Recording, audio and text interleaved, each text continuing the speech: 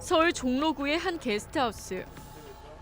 객실 내부의 벽지는 오래된 듯 얼룩져 있고 비품들도 아무렇게나 놓여져 있습니다. 화재 예방 시설도 보이지 않습니다.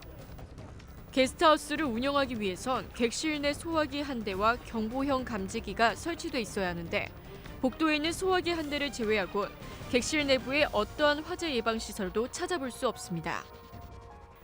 화재 사고 예방을 위한 시설 확보와 요건을 충족해야 하는데 적지 않은 비용이 들기 때문에 불법으로 운영한 것입니다. 이뿐만이 아닙니다. 이곳 소유주는 게스트하우스로 3개의 건물을 사용하고 있는데 이 중 한 건물만 숙박업으로 정식 등록을 하고 나머지 2곳은 허가를 받지 않은 채 불법으로 운영하고 있었습니다. 심지어 우수 숙박업소라는 인증 간판까지 걸려 있습니다. 지금 영업신고증을 보니까 28-2호로 지금 허가가 돼 있으시잖아요. 네.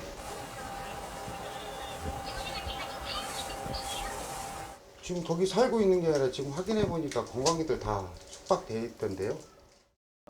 경찰은 이곳을 불법업소로 현장에서 적발했습니다. 저희가 단속하다 보면 한 일제시대 때 지어진 건물인데 그 건물에서 지금 불법 숙박업소 하는 건물도 있었고요. 여기 있는 것처럼 한 곳은 허가가 돼 있지만 아예 그 옆동, 옆집으로 이어지면서 아예 허가 없이 계속 더 확장해서 하는 경우가 굉장히 많습니다.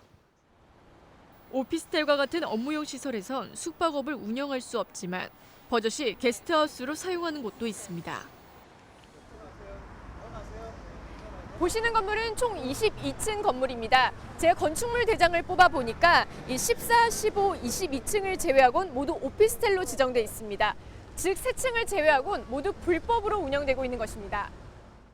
Which floor did you stay in? 18. 18. 18? Yeah, 18. 게스트하우스가 몇 층까지 있는 거죠? 객실이요? 네네. 4층서부터 4층에서부터 몇 층까지 있는 거? 22층. 숙박업계 관계자들은 서울 시내의 오피스텔 혹은 원룸으로 등록해놓고 외국인을 받는 경우가 공공연하게 있다고 설명합니다. 일부 층만 허가를 내놓고 다른 층은 허가가 아닌데 그걸 방으로 쓴다든지 이런 불법도 있고요.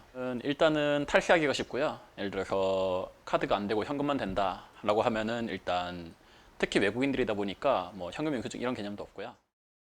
도시민박업, 즉 게스트하우스를 운영하기 위해선 단독, 다가구, 아파트, 연립, 다세대 주택에서만 가능하며 오피스텔 등 업무용 시설, 근린생활시설에선 불가능합니다.